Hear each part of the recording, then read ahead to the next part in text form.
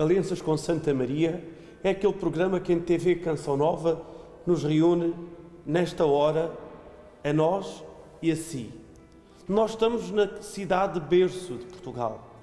Claro que já se sabe, Guimarães. Uma cidade linda, uma cidade maravilhosa e, de facto, segundo a história, o berço da nossa nacionalidade.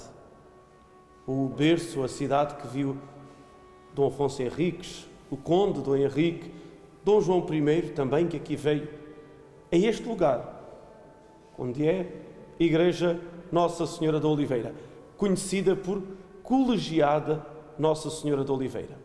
E connosco está o Dom Prior desta colegiada, o Monsenhor José Maria. Vai-nos acompanhar e vai-nos ajudar a fazer este caminho de descoberta deste sítio maravilhoso. E antes de começarmos quase esta segunda parte do programa, não deixe de vir visitar. Não deixe, é bastante interessante. Monsenhor, obrigado por nos receber aqui nesta sua casa. Obrigado por nos acolher e connosco querer fazer história. Muito bem. Uma colaboração pequenina, naturalmente, que poderei dar, perante uma realidade, de facto, cheia de história, uma realidade muito grande. Nós estamos no coração do Centro Histórico de Guimarães, o mesmo é dizer, no coração da nacionalidade portuguesa. Neste lugar, este templo resultou de uma reformulação profunda mandada operar pelo rei Dom João I em ação de graças pelo bom sucesso da Batalha de Aljubarrota. Mas, anteriormente a isso, já existia neste lugar um templo, ou melhor, um templo que também na sucessão dos tempos foi sendo alterado. Se repararmos bem, temos aqui ao lado ainda, conserva-se um tímpano românico, portanto leva-nos uma leitura de um templo anterior, mas mais aqui temos exemplos de que terá havido uma construção de estilo bizantino. Quer isto dizer que, a partir, sobretudo, do século X, com a fundadora da cidade, a Condessa Muma Dona Dias, aqui, neste sítio mesmo, mais dezenas de metros à frente ou atrás, foi realmente ou existiu, para além de um templo, um convento dúplice de monges e freiras que nos levam a avaliar já a estrutura religiosa que existia neste meio, na cidade de Guimarães. Portanto, este templo, aparentemente muito simples, mas de facto está carregado de história. Assim como vemos agora, é o resultado do último restauro que foi operado entre 1967 e 1973. Ainda no antigo regime, as paredes e o teto estavam revestidos de madeira e estuque, e isso resultou de uma remodelação no século XIX. O que aqui aconteceu em muitas catedrais e outros templos espalhados por Europa, sobretudo em Espanha. Ainda vemos, em algumas catedrais, ficaram vestígios daquilo que nós hoje consideramos um atropelo muito grande à arte, mas de facto aconteceu. Portanto, estas colunas, algumas ainda vemos pinturas, naquela é mais patente ainda. Bom, isto para dizer que, assim como vemos agora, é o resultado do último restauro. Entenderam os técnicos, para podermos fazer uma leitura do templo, que aqui as ábsides laterais, tanto esta do Santíssimo, dão-nos uma ideia como estava revestida toda a igreja. estuque e madeira. Tanto esta ábside como a do outro lado, do Sagrado Coração de Jesus, ficaram assim para permitir precisamente essa leitura. Como disse, foi o rei Dom João I, então, que mandou operar uma remodelação profunda. Consta que não gostou muito do resultado. O arquiteto foi Dom João Garcia de Toledo e então mandou edificar o mosteiro de Aljubarrota. Há uma ligação muito grande. Dom João I foi um verdadeiro mecenas desta igreja e da colegiada. É que falar da igreja de Nossa Senhora de Oliveira ou Santa Maria de Guimarães é falar da colegiada. Portanto, já agora, Monsenhor, o que é uma colegiada? Exatamente. Uma colegiada é uma instituição de clérigos que tinham por obrigação, como os cabidos das catedrais, em primeiro lugar, solenizar as celebrações e assegurar a recitação do ofício divino, das horas canónicas. Essa era a função principal. E depois, conforme as possibilidades, e esta colegiada foi muito rica materialmente também, outras atividades. E ficou também bem marcada a atividade no que diz respeito ao ensino, a escola da colegiada e também, digamos assim, o acumular de arte ao longo dos tempos. Portanto, como dizia, falar de uma coisa da igreja é falar da colegiada que é muito anterior a esta igreja. Há quem diga que foi instituída ainda no reinado de Leão, mas com toda a certeza, no tempo de Dom Afonso Henriques, a colegiada existia. Ele foi um grande promotor da colegiada de Santa Maria de Guimarães. Era esse o título que tinha a colegiada e esta igreja. Portanto, como digo, confunde-se uma coisa com a outra e o rei Dom João I atendeu tanto a uma realidade como a outra. Procurou engrandecer a colegiada com muitas doações e, antes dele, todos os reis da primeira dinastia aqui vieram e tiveram uma ligação também muito grande.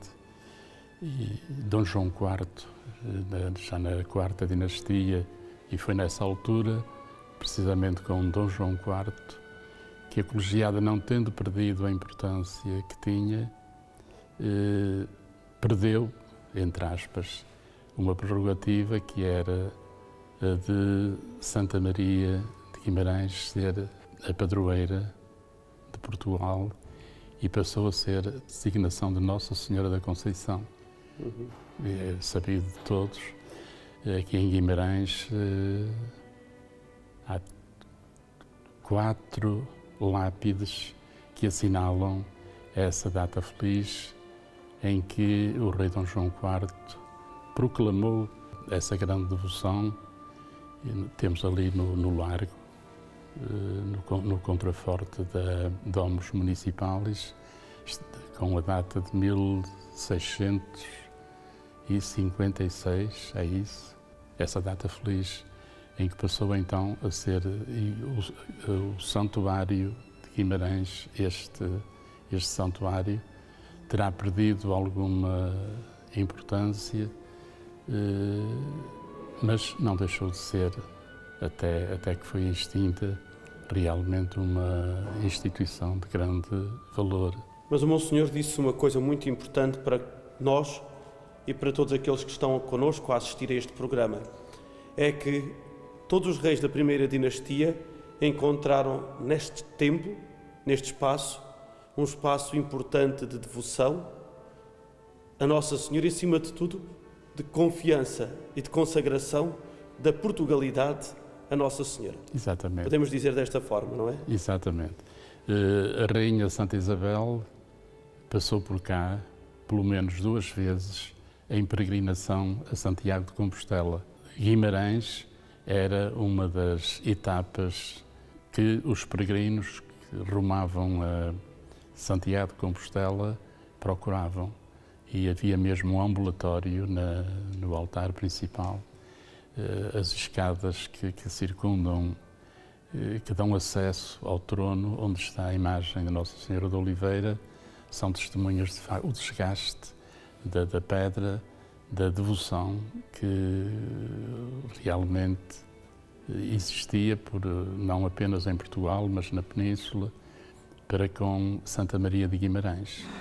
Santa Maria de Guimarães que passou a designar-se Senhora da Oliveira, Nossa Senhora da Oliveira, no século XIV, precisamente em 1342, quando, segundo a lenda com alguns foros de verdade, talvez, uma oliveira que tinha sido trazida de uma localidade também muito importante, aqui de Guimarães, São Trocato, secou e, por intercessão de Nossa Senhora, reverdeceu e ficou então a designar-se Senhora da Oliveira em virtude desse milagre que aconteceu.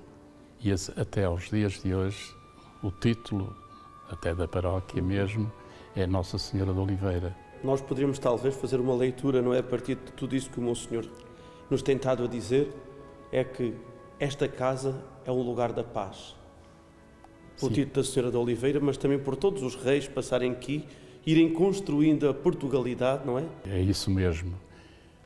No museu, ao lado, o Museu de Alberto Sampaio, que se situa mesmo ao lado, no lado esquerdo, aqui da igreja, e era a sede da colegiada. Cerca de 80% das peças expostas são testemunho dessa prodigalidade dos reis que ofertavam à Senhora da Oliveira os vestidos da imagem da Senhora da Oliveira e muitas outras pratas, objetos de culto. Quem visitar o Museu de Alberto Sampaio não dá por perdido o tempo, porque, de facto, lá está bem patente essa devoção de séculos e, sobretudo, dos nossos reis. E também a importância, a riqueza desta colegiada que possuía um património notável. Possuía e possui porque os responsáveis do museu têm tido esse cuidado de, nas legendas das peças expostas, referir isso mesmo, que pertencem à colegiada. Efetivamente pertencem, diria eu, o Estado é que tem toda a responsabilidade e até pode considerar aquilo seu, mas de facto, pelo menos, a origem vem dizer-nos que foi a fé de muita gente que contribuiu para que possamos hoje admirar coisas tão lindas como aquelas que vemos expostas. Monsenhor, quando nós vimos aqui à Igreja Nossa Senhora da Oliveira, imaginemos que vimos assim como eu, que não conhece, onde é que nós nos devemos parar um pouco ou um pouco mais para contemplar? Se viermos com a ideia de mergulhar na história, parar um bocadinho no largo em frente, tem o mesmo nome, Largo da Oliveira, e contemplar a fronte da igreja, reporta-nos, como também já disse atrás, ao estilo, à passagem do estilo românico para o gótico, mas muito já o estilo gótico e até manolino. E no próprio o monumento que fica em frente da igreja, o Padrão do Salado, vem lembrar-nos também uma saga muito importante dos portugueses e dos reis da primeira dinastia, que foi a de cristianizar, de diminuir, dizia-se na altura, expulsar os muros de Portugal e até da própria península, e aí está o padrão de Salado a assinalar o auxílio que o rei Dom Afonso IV deu ao rei de Castela na luta da Batalha do Salado. E depois toda a praça ela é joanina, podemos contemplar o antigo edifício da Câmara, a Domus Municipales. Pronto, isto num contexto mais histórico. Entrando no templo, temos as pedras falam por si, mas naturalmente temos a imagem da Senhora de Oliveira, que é uma imagem, poderíamos dizer, recente, século XVII, XVIII. É uma imagem de roca, quer isto dizer que tem os membros articulados, e resultou esta imagem de uma tendência da época que era vestir as imagens com roupagens. No museu ao lado, como já referi, está uma coleção de vestidos notável da Senhora de Oliveira. A primeira imagem que se conhece da Senhora de Oliveira está também no museu, é do século XIII, salvo erro, feita de madeira de pereira. Não podemos deixar de contemplar a Senhora de Oliveira, Santa Maria de Guimarães, como o Senhor disse, Senhora da Paz, porque efetivamente é. E depois temos este sacrário aqui por trás de nós, que é uma rica peça de prata feita por ourives de Guimarães. É de facto sacrário cereja em cima do bolo, sobre o bolo, porque é de facto muito bonita. Sem dúvida, sem dúvida. Temos também um órgão de tubos que foi restaurado, monumental, como podemos ver. Foi restaurado em 2013, funciona a 100% e não é fácil, porque é um órgão ibérico, tem as suas particularidades, não é fácil de manusear, mas os bons organistas depressa e facilmente conseguem tirar grande proveito. Depois, o interior da igreja, como vê, domina o estilo gótico. O teto, olhar para estas madeiras, considerarmos a uma distância de 600 anos, são originais. São originais. São originais. Não é brincadeira. E tem um trabalhado muito interessante.